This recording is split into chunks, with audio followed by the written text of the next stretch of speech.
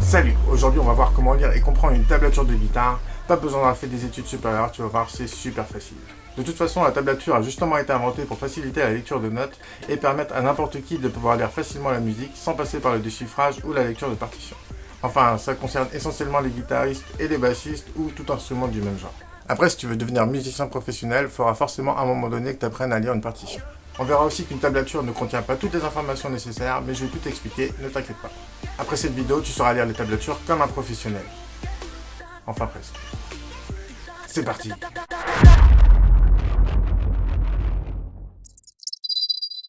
Comme tu as pu le remarquer, une tablature contient 6 lignes horizontales. Ces 6 lignes représentent les 6 cordes de ta guitare. Mais contrairement à ta guitare qui a la corde la plus grave en haut et la corde la plus aiguë en bas, donc plus tu descends et plus les cordes deviennent aiguës, sur la tablature c'est l'inverse. Donc la corde la plus aiguë est en haut et la corde la plus grave est en bas. Mais pourquoi? Mais pourquoi? Eh bien c'est très simple mon cher Jamie, on dit d'un son aigu qu'il est haut et d'un son grave qu'il est bas. On dit aussi monter dans les aigus et descendre dans les graves. Donc il est tout à fait normal que sur une feuille on mette les sons aigus en haut et les sons graves en bas. C'est d'ailleurs le même principe sur une partition. Ça peut paraître contre-intuitif pour quelqu'un qui débute, mais c'est en fait tout à fait logique. Maintenant, chose importante à savoir, c'est que quand on parle de la première corde à la guitare, on parle de la corde la plus aiguë. Et donc la 6e corde est la corde la plus grave. Cela dit, je te conseille d'apprendre directement le nom des cordes, c'est-à-dire le nom des notes des cordes lorsqu'il n'y a pas de doigt dessus. Ce qui nous donne Mi, La, Ré, Sol, Si, Mi. Et oui, là on part de la corde la plus grave. Je pourrais t'expliquer pourquoi, mais ça n'a pas grand intérêt, et sans notion de musique, c'est un petit peu compliqué à expliquer.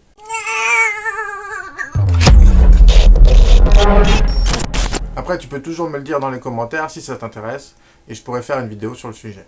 Répète après moi. Mi, La, Ré, Sol, Si, Mi. Mi, La, Ré, Sol, Si, Mi. Mi, La, Ré, Sol, Si, Mi. Mi, La, Ré, Sol, Si, Mi. Mi, La, Ré, Sol, Si, Mi. Mi, La, Ré, Sol, Si, Mi. Mi, La, Ré, Sol, Si, Mi. Mi, La, Ré, Sol, Si, Mi. Et c'est bon, tu connais le nom des cordes. Enfin, répète-les-toi quand même plusieurs fois aujourd'hui, avant de te coucher et dans les prochains jours, et tu les connaîtras. Récapitulatif. Donc on a vu que les 6 lignes représentent les 6 cordes de la guitare, que sur une tablature, les aigus sont en haut et les graves sont en bas, que les cordes sont numérotées de A à 6 en partant de la corde la plus aiguë, et qu'elles se nomment Mi, La, Ré, Sol, Si, Mi en partant de la corde la plus grave.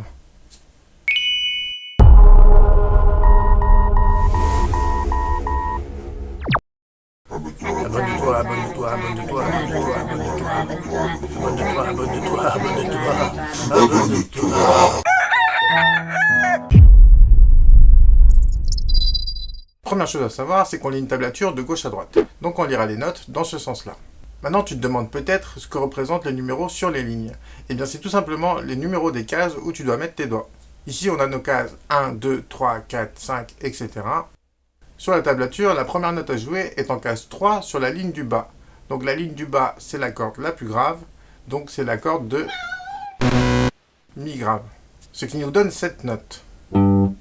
Ensuite, on rejoue la même note, puis on a un 1 sur la 5e corde, donc la corde de La, puis en 3 sur la même corde, ensuite on retourne en 3 sur la corde de Mi grave, puis encore en 3, puis en 1, puis en 2. Et ça y est, tu sais jouer Mission Impossible. De rien. Alors tu as dû remarquer que la tablature ne t'indique aucunement quel doigt tu dois mettre. C'est simplement le bon sens et l'expérience qui te dira quel doigt tu dois utiliser. Étant donné que dans cet exemple, on doit jouer dans les cases 1, 2 et 3, basiquement on utilisera l'index pour la première case, le majeur pour la deuxième et l'annulaire pour la troisième case. Mais ce n'est pas une obligation, on fait ce qu'on veut. Par exemple, ici on a un 3 corde de La suivi d'un 3 corde de Mi. Si on joue les notes comme ça, même en allant super vite, on aura une coupure de son entre les deux notes. Et en général, ce n'est pas ce qu'on veut. On a donc deux possibilités. Soit on utilise un pivot, c'est-à-dire qu'on pose notre annulaire à plat pour jouer la note corde de La, puis on le relève pour jouer la note sur la corde de Mi, ce qui nous évitera d'avoir une coupure de son entre les deux notes, et ça nous évitera aussi d'avoir le son de la première note qui perdure lorsqu'on joue la deuxième note. Ou soit on utilise deux doigts. Et donc là, on utilisera l'auriculaire pour jouer la première note, puis l'annulaire pour jouer la deuxième. On utilise aussi bien les deux méthodes pour la guitare, donc peu importe celle que tu choisis pour ce morceau. Par contre, il est important que tu saches qu'on utilise tout le temps les pivots à la guitare, et ce avec tous les doigts, même si on n'entend jamais parler de cette technique. Si tu veux que je fasse une vidéo pour t'expliquer exactement comment on fait et apprendre à faire le pivot, dis-le moi dans les commentaires. Que représente le 0 sur une tablature? Eh bien, ça veut tout simplement dire que tu dois jouer la corde, mais sans mettre de doigts. On dit qu'on joue la corde à vide. C'est tout.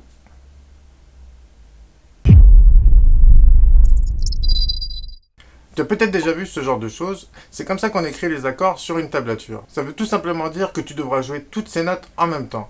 Il te faudra donc poser tes doigts au préalable pour pouvoir jouer toutes les cordes d'un seul coup.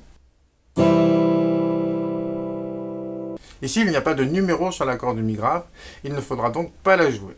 Il existe aussi des schémas pour écrire les accords, et ce sera justement le sujet de ma prochaine vidéo. Récapitulatif. On lit de gauche à droite. Les numéros représentent les cases où l'on doit mettre les doigts. Ils sont écrits sur la ligne, donc la corde que l'on doit jouer. Le 0 indique que l'on doit jouer la corde à vide, donc sans mettre de doigts. Et les numéros écrits verticalement représentent en général les accords. En tous les cas, ils doivent être joués en même temps.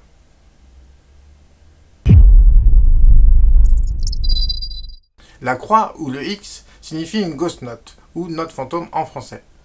Cela veut dire que tu dois jouer la corde tout en posant un doigt dessus, mais sans appuyer avec ton doigt, ce qui donnera ce son-là. Ou sur plusieurs cordes. Comme ça, tu te dis que ça n'a pas un joli son, mais en vrai, c'est un super effet.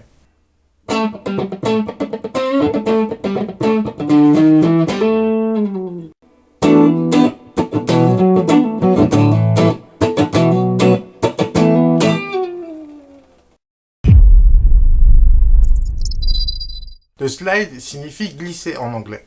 Donc quand tu vois ce symbole entre deux notes, ça veut dire que tu dois glisser de la première à la deuxième. Donc dans cet exemple, on doit glisser de la case 2 à la case 4. Et ici, de la case 4 à la case 2. S'il n'y a pas de note de départ comme ici, ça veut dire que la première chose que l'on doit entendre, c'est le slide. Si le trait part du bas vers le haut, ça veut dire qu'on devra partir des graves pour arriver jusqu'à la note. Et si le trait part du haut vers le bas, ça veut dire qu'on devra partir des aigus pour arriver jusqu'à la note.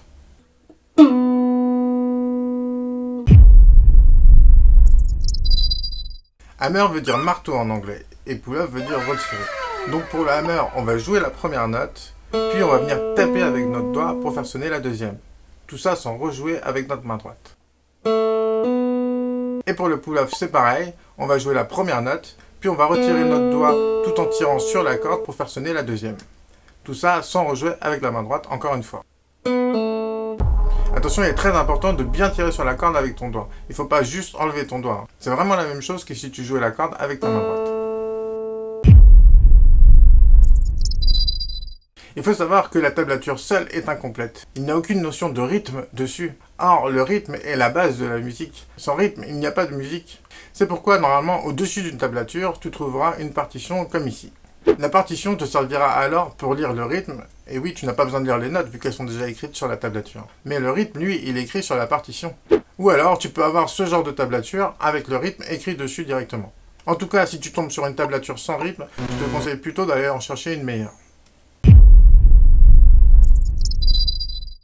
Voilà, on a vu les bases pour déchiffrer une tablature. Si jamais tu as des questions ou des choses que tu n'as pas compris, mets-moi tout ça dans les commentaires et je te répondrai rapidement. N'hésite pas à t'abonner, à me laisser un petit pouce bleu, etc. C'est vraiment très important pour moi. Merci d'avoir regardé cette vidéo. À la prochaine, Mylène.